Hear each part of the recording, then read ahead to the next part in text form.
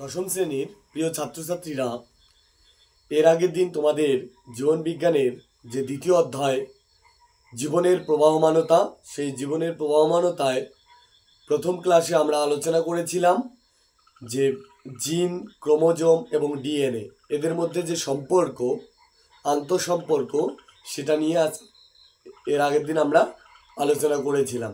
কিন্তু আজকের ক্লাসে আলোচনা করব যে অলরেডি হয়তো তোমরা চিত্র দেখেই বুঝতে পেরেছ যে আজকের ক্লাসে আমরা ক্রোমোজোম নিয়ে আলোচনা করব। এই যে ক্রোমোজোম, সেই ক্রোমোজোমের সরল বাহ্যিক গঠন, সেই সরল বাহ্যিক গঠনে কি কি আমরা দেখতে পাবো অংশ, সেই অংশগুলো নিয়ে আজকের ক্লাসে আমরা আলোচনা করছি। ঠিক আছে? ক্রোমোজোম।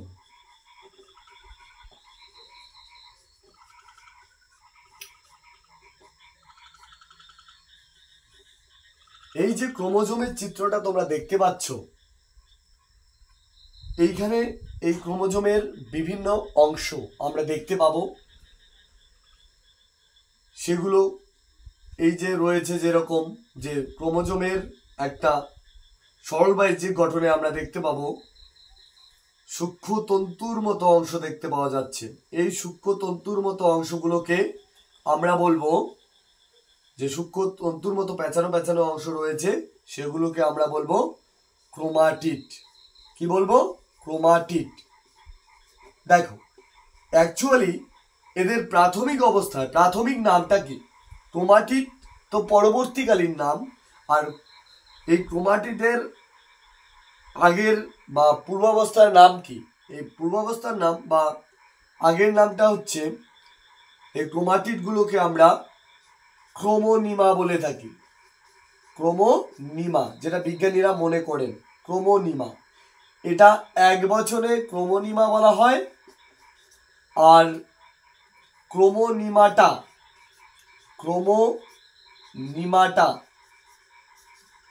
এটা হচ্ছে বহু বছরে বলা হয়। ঠিক আছে? তাহলে কি বললাম? এই যে সূক্ষ্ম সুতোর মতো অংশ যে দেখতে পাচ্ছ, এই সূক্ষ্ম সুতোর মতো অংশগুলোকে বলা হয় ক্রোমাটিড, যার প্রাথমিক নাম রয়েছে ক্রোমোনিমা, অর্থাৎ এক বছরে ক্রোমোনিমা, আর বহু বচন যদি আমরা দেখি তাহলে ক্রোমোনিমাটা। ওকে, এবারে দেখো, তোমরা এখানে দেখতে পাচ্ছ যে এই যে একটু স্ফীত হয়ে গেছে এই জায়গাটা, দেখো এই জায়গাটাকে আমরা কি বলবো? এই জায়গাটাকে আমরা বলবো ক্রোমোমিয়ার। কি বলবো? ক্রোমোমিয়ার। এই যে স্ফীত হয়ে গেছে, পুঁথির মতো অংশটা রয়েছে, সেই পুঁথির মতো অংশটাকে আমরা বলবো ক্রোমোমিয়ার। বোঝা গেল?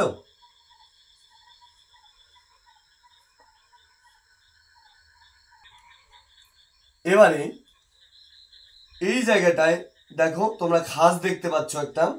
এই খাঁজ জায়গা, এই অংশটাকে বলবো আমরা ক্রোমোজোমের প্রাথমিক খাঁজ। ঠিক আছে? কি বলবো? প্রাথমিক খাঁজ, যেটাকে আমরা মুখ্য খাঁজ বলে থাকি। প্রাথমিক খাঁজটাই হচ্ছে মুখ্য খাঁজ, ক্রোমোজোমের মুখ্য খাঁজ। দেখো, প্রাইমারি কনস্ট্রিকশন, প্রাথমিক খাঁজকে আমরা ইংরেজিতে বলি প্রাইমারি কনস্ট্রিকশন, আর যেটা মুখ্য খাঁজ নামে পরিচিত। এই যে একটা মুখ্য খাঁজ, প্রথম খাঁজের পরবর্তীকালীন যদি অন্য কোনো খাঁজ থাকে তখন থাকে। এইখানে আমরা একটা খাঁজ দেখতে পাচ্ছি, এই খাঁজকে বলবো আমরা গৌণ খাঁজ। কি বলবো? গৌণ খাঁজ। মনে থাকবে? তাহলে প্রাথমিক কাজের পরবর্তীকালীন যদি কোনো খাঁজ থাকে তখন তাকে আমরা বলবো গৌণ খাঁজ বা সেকেন্ডারি কনস্ট্রিকশন। ইংরেজিতে বলবো আমরা সেকেন্ডারি কনস্ট্রিকশন। এবার তোমরা দেখো, এইখানে মাথায় একদম দেখতে পাচ্ছ একটা বাল্বের মতো অংশ রয়েছে। এই বাল্বের মতো অংশটাকে বলবো আমরা স্যাটেলাইট। কি বলবো? স্যাটেলাইট। আর এই জায়গাটা ফোলা, এই জায়গাটাকে বলবো আমরা নিউক্লিওলাস। নিউক্লিওলাস, নিউক্লিয়াস না, কিন্তু এটা হচ্ছে নিউক্লিওলাস। এই জায়গায় দেখো এই স্যাটেলাইট ক্রোমোজোম কোনগুলো? স্যাট ক্রোমোজোম গুলোকে, অর্থাৎ স্যাটেলাইট যুক্ত যে ক্রোমোজোম সেগুলোকে আমরা বলবো স্যাট ক্রোমোজোম। ঠিক আছে, এই যে স্যাটেলাইট যুক্ত ক্রোমোজোম রয়েছে সেগুলোকে আমরা বলে থাকি স্যাট ক্রোমোজোম। তাহলে স্যাট ক্রোমোজোমটা কি? স্যাট হচ্ছে সাইট, এসতে হচ্ছে সাইট, এতে হচ্ছে অ্যাসিড, আর টিতে হচ্ছে থাইমোনিউক্লিকো। তাহলে সাইট, অ্যাসিড, থাইমোনিউক্লিকো।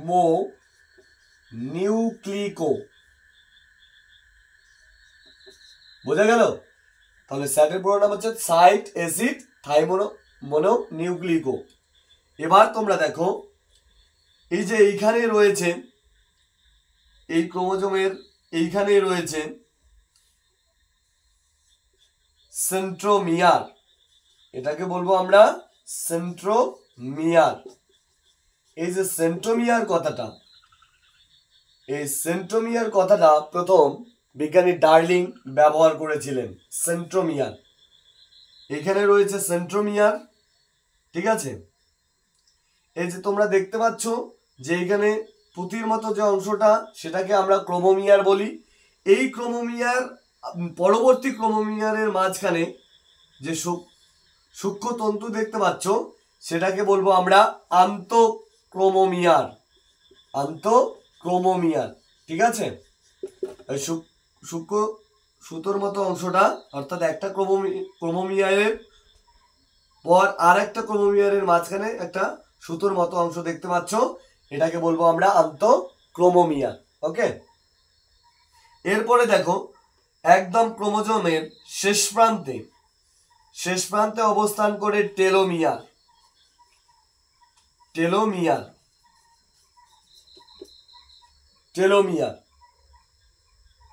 কি বললাম? ক্রোমোজোমের শেষ প্রান্তে অবস্থান করে কে? টেলোমিয়ার। আর এইখানেই সেন্ট্রোমিয়ার যেখানে অবস্থান করে এইখানেই আমরা একটা প্লেট সদৃশ অংশ দেখতে পাবো। সেটাকে বলবো আমরা কাইনেটোকোর। এই কাইনেটোকোর একটা প্রোটিন নির্মিত প্লেট সদৃশ অংশ। এই কাইনেটোকোরটা হচ্ছে একটা প্রোটিন নির্মিত প্লেট সদৃশ অংশ। সেই প্রোটিন নির্মিত প্লেট সদৃশ অংশটাকে আমরা বলবো কাইনেটোকোর। ওকে, তাহলে আমাদের মোটামুটি ক্রোমোজোমের যে এক সরল বাহ্যিক গঠনের যে অংশগুলো, সেই অংশগুলো সম্পর্কে আমাদের মোটামুটি ধারণা হয়ে গেল। এবারে আমরা জানবো যে এই যে সেন্ট্রোমিয়ার, ক্রোমোজোমের যে সেন্ট্রোমিয়ার রয়েছে সেই সেন্ট্রোমিয়ারের অবস্থান অনুসারে এবং সংখ্যা অনুসারে ক্রোমোজোমগুলোকে কয় ভাগে ভাগ করা যায়। প্রথমে আমরা আলোচনা করব যে সেন্ট্রোমিয়ারের অবস্থান অনুসারে ক্রোমোজোমকে কয় ভাগে ভাগ করা যায়। ওকে, এখানে দেখবো আমরা এই ক্রোমাটিডগুলো এরকম জোড়ায় জোড়ায় অবস্থান করে। এই যে ক্রোমাটিড, এগুলো হচ্ছে ক্রোমাটিড, মনে রাখবে এগুলো হচ্ছে ক্রোমাটিড। এই যে ক্রোমাটিড, এই ক্রোমাটিড পরস্পর যুক্ত হয়েছে এই সেন্ট্রোমিয়ার দ্বারা যুক্ত হয়েছে পরস্পর। ঠিক আছে, এই যে সেন্ট্রোমিয়ার দ্বারা পরস্পর যুক্ত হয়েছে, সেই অনুযায়ী সেন্ট্রোমিয়ারের অবস্থান কি দেখবো আমরা? যদি এই ক্রোমাটিডের উপর প্রান্তে অবস্থান করে, একদম উপরে অবস্থান করে, তখন তাকে আমরা বলবো টেলোসেন্ট্রিক, মানে এক প্রান্তে টেলোসেন্ট্রিক ক্রোমোজোম। যদি একদম এক প্রান্তে অবস্থান করে উপরে, তখন তাকে আমরা বলবো টেলোসেন্ট্রিক। এই টেলোসেন্ট্রিক সাধারণত আই আকৃতির হয়। যখন কোষ বিভাজন ঘটে তখন কিন্তু আমরা টেলোসেন্ট্রিক ক্রোমোজোমকে আই আকৃতির দেখতে পাবো। এরপরে আমরা দেখব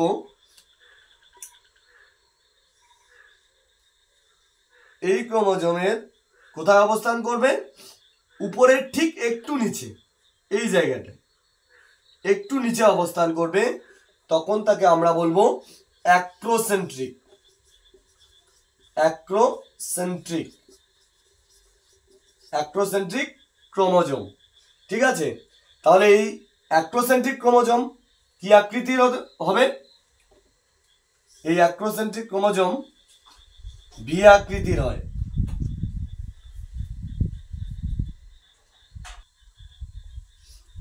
সরি, এটা হচ্ছে এই যে অ্যাক্রোসেন্ট্রিক ক্রোমোজোম, সেটা একটু উপরের ঠিক একটু নিচে অবস্থান করবে। আমরা তখন দেখব যে অ্যাক্রোসেন্ট্রিক এটা হচ্ছে ভি আকৃতির হবে না, এটা হচ্ছে জে আকৃতির হবে। অ্যাক্রোসেন্ট্রিক ক্রোমোজোমটা হচ্ছে জে আকৃতির হবে। এরপরে এই যে সেন্ট্রোমিয়ার একটু নিচে অবস্থান করবে, এই জায়গাটায় অবস্থান করবে, তখন তাকে আমরা বলবো সাবমেটাসেন্ট্রিক। সাবমেটাসেন্ট্রিক এই যে সাবমেটাসেন্ট্রিক,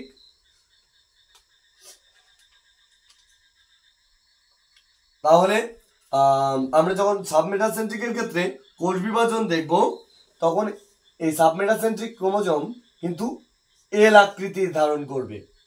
সাবমেটাসেন্ট্রিক যে ক্রোমোজোমটা রয়েছে সেটা এল আকৃতির ধারণ করবে। সেন্ট্রোমিয়ার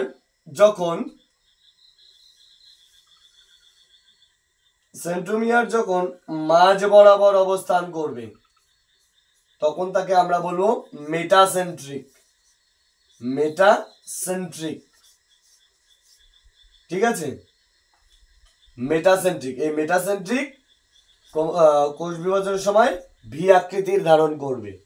তাহলে কি বললাম, এই যে ক্রোমাটিড যুক্ত থাকছে সেন্ট্রোমিয়ারের সঙ্গে যুক্ত থাকাকালীন আমরা দেখব যদি সেন্ট্রোমিয়ার ক্রোমোজোমের উপরে অবস্থান করে, তাহলে সেটা হচ্ছে টেলোসেন্ট্রিক ক্রোমোজোম, যেটা আই আকৃতির হয়।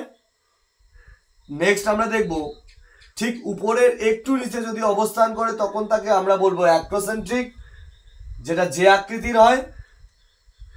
উপরের যে আমরা দেখলাম যে অ্যাক্রোসেন্ট্রিকের ক্ষেত্রে যেখানে অবস্থান করলো তার একটু নিচে অবস্থান করলে, তখন তাকে আমরা বলবো কি সাবমেটাসেন্ট্রিক, এল আকৃতির। সেন্ট্রোমিয়ার যে অবস্থান করছে, সেন্ট্রোমিয়ার একটু নিচে অবস্থান করবে অ্যাক্রোসেন্ট্রিকের তুলনায়। এবার যদি সেন্ট্রোমিয়ারটা মাঝ বরাবর থাকে, ক্রোমোজোমের মাঝ বরাবর থাকে, তখন তাকে আমরা বলবো মেটাসেন্ট্রিক, যেটা ভি আকৃতির হয়। তো প্রিয় ছাত্রছাত্রীরা, আশা করি তোমরা বুঝতে পেরেছ। আজকের ক্লাস এই পর্যন্ত। এরপরের ভিডিওগুলো দেখতে তোমরা চ্যানেলটি সাবস্ক্রাইব করে রাখো। পরবর্তীকালীন যে ভিডিও তোমরা পেয়ে যাবে, তোমাদের কাছে আগে পৌঁছে যাবে যদি সাবস্ক্রাইব করো। Thank you.